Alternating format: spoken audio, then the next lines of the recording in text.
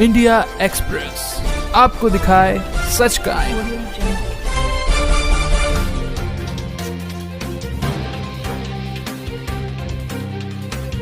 तो आज भी हमारी श्रद्धा अड़िग है क्योंकि हमें पता है हमारे बापूजी पूर्णतः निर्दोष है और उनको इस झूठे केस में फंसाया गया है। कोई प्रूफ नहीं है, कोई एविडेंस नहीं है, फिर भी इसके बावजूद तारीख पे तारीख मिल रही है। तो क्या है ऐसा, क्यों इतना बड़ा षड्यंत्र चला जा रहा है? जो कायदा जानते हो, कायदे के तज्ञ हो, उनके पास जाकर ये केस चेक करवा लीजिए, आपको यही मिलेगा कि ये केस पूर्णतः फ्रॉड है। सुब्रमण्यम स्वामी जैसे बड़े बड़े कायदे के तज्ञ भी यहाँ पे आए, उन्होंने भी केस देखा, उन्होंने भी साफ साफ कहा है कि ये सिर्फ और सिर्फ एक षड्यंत्र है और बहुत बड़ा षड्यंत्र है। दिया है जो आयुर्वेद का प्रचार किया, जो सनातन संस्कृति का प्रचार किया, सिर्फ इसी के वजह से ये सब हो रहा है। बिल्कुल 101% बापूजी आएंगे और आएंगे ही। और आज भी हमारी श्रद्धा अड़िग है, हमारी नहीं करोड़ों करोड़ों साधकों की श्रद्धा अड़िग है।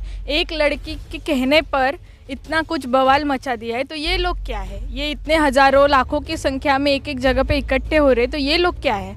कुछ तो है ना, इसीलिए तो आ रहे हैं।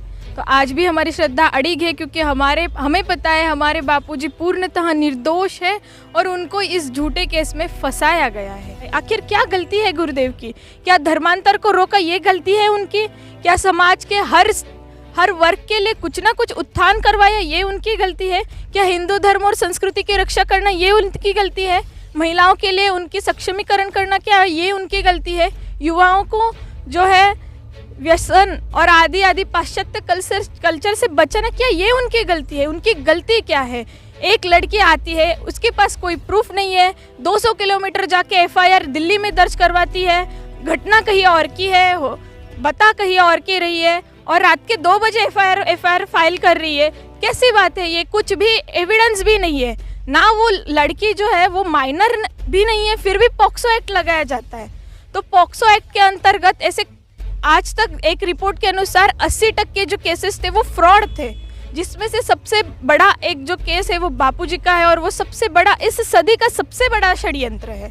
परंतु न्याय व्यवस्था और शासन पालिका हो तो उनसे मेरी एक ही रिक्वेस्ट है कि आप कितना भी कर लो, हमारे गुरुदेव निर्दोष है और निर्दोष ही रहेंगे। और हम सभी साधकों की श्रद्धा अड़िग थी, अड़िग है और अड़िग ही रहेगी। और लगातार बापूजी का जो है ये सनातन कार्य चलता ही रहेगा। तारीख तो तारीख मिल रही है, तारीख पे तारीख मिल रही है और कोई प्रूफ नहीं है, कोई एविडेंस नहीं है, फिर भी इसके बावजूद तारीख पे तारीख मिल रही है। तो क्या है ऐसा, क्यों इतना बड़ा षड्यंत्र चला जा रहा है? कहाँ से आपको फंडिंग आ रहा है? क्या ये इंटरनेशनल फंडिंग है? इसकी वजह से, इसके प्रेशर में आप ये सब कर रहे हो? किसके कहने पे चल रहा है? पर कितना भी कर लो, बापूजी के बच्चे, आज गुरुदेव ने कहा है हमारे कि बापूजी के बच्चों का ज़माना आएगा और ये भारत विश्व गुरु होकर ही रहेगा। और एक दिन हमारे बापूजी जल्द ही बाहर आ जाएंगे, निर्दोष बाहर आ जाएंगे। और गुजरात केस की बात की जाए तो 12 वर्ष तक वो बहनें सोती रहीं, कहाँ बाद में आके लगाती कि हमारे साथ गलत हुआ है। मैं ये केस को देखते हुए है ना, सब भाइयों से एक विनती करना चाहूँगी कि भाइयों आप बहुत सतर्क रहिए, क्योंकि न जाने आज आप 30-35 साल की आयु में होंगे और पता नहीं कभी कोई आपकी कॉलेज की लड़की आके बोलेगी कि तब इसने मेरे साथ ऐसा किया था और छेड़खानी की थी और आपको पॉक्सो के अंदर जेल में जाना पड़े, या किसी भी केस के कायदे के अनुसार आपको जेल में जाना पड़े। तो ये तो महिलाओं की जो सुरक्षा के लिए कानून बनाया था, वो तो आप जेंट्स के लिए अभिशाप ही हो रहा है। तो क्या ये बहनें 11-12 साल तक सो रही थी कि मेरे साथ दुष्कर्म हुए, 11-12 साल के बाद आ रही है और बोल रही है ऐसा हुआ था? इतने साल कहाँ थे? सो रहे थे? आपको कुछ पता नहीं था? इतने साल तक कुछ नहीं हुआ था? तो 11 साल के बाद आप आ रहे हो, तो ऐसा तो कोई भी किसी के भी आरोप लगा देगा। कोई भी अपने कॉलेज की लड़की आ जाएगी और बोल देगी तब कॉलेज में थे, तब इन्होंने ऐसा कर दिया था।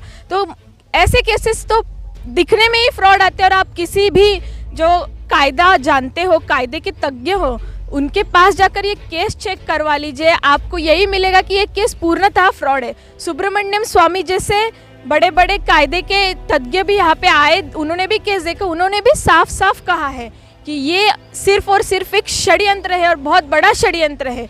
धर्मांतरण के विरुद्ध गुरुदेव ने जो काम किया, सनातन धर्म के लिए जो काम किया, इसकी वजह से जो मिशनरीज और MNC कंपनीज को जो लॉस हुआ, इसके लिए बापूजी को उन्होंने फंसा दिया है। जो आयुर्वेद का प्रचार किया, जो सनातन संस्कृति का प्रचार किया, सिर्फ इसी के वजह से ये सब हो रहा है। 11 वर्षों से बापूजी का सानिध्य नहीं मिल रहा है भक्तों को, लेकिन देखने को उल्टा मिल रहा है। लोगों को टूट जाना चाहिए, भक्तों को टूट जाना चाहिए। यहाँ तो क्या देखने को मिला, नए नए लोग जुड़ते जा रहे हैं। यही तो मेरे जोगी के जादू का कमाल है ना, कि बापूजी जेल में विराजमान है, परंतु आज आप देखो कि भक्तों की भीड़ बढ़ती ही जा रही है, बढ़ती ही जा रही है और बढ़ती ही जा रही है, और आगे भी बढ़ती ही रहेगी। क्योंकि जो यहाँ पे मिलता है वो कहीं पे नहीं मिलता है, जो यहाँ पे पाया है हमने वो कहीं पे नहीं पाया है। इतनी परम शांति, इतना परम सुख, ये सारे लोग क्यों आ रहे हैं? और आज कई लोग ऐसे हैं यहाँ पे जिन्होंने बापूजी को सामने देखा तक नहीं है, फिर भी बापूजी पे श्रद्धा बनाए हुए हैं। तो क्या, क्यों? क्योंकि कोई ना कोई बात जो है ना, ब्रह्मज्ञानी संत है वो। तो इसीलिए आपको भी अभी भी सीजन है, सुधर जाओ। मेरे गुरुदेव बहुत बड़े विशाल हृदय के हैं, आपको अभी भी माफ़, उन्होंने तो पहले ही माफ़ कर दिया है। आप अभी भी सुधर जाओ और इन हरकतों से बाज आते जाओ। एक हिंदू संत को सताकर कौन सा हिंदू राष्ट्र लाना चाहते हो आप? तो क्या लगता है, ये षड्यंत्र के चक्रव्यूह को तोड़कर बापूजी बाहर आएंगे, क्या होगा? बिल्कुल 101% बापूजी आएंगे, आएंगे और आएंगे ही, और ऐसे नहीं, पूरे निर्दोष बरी होकर। और देखना आप, जब बापू आएंगे ना, तो इस भारत देश का जो रंग होगा ना, वो सबसे न्यारा होगा। इंडिया एक्सप्रेस आपको दिखाए सच का।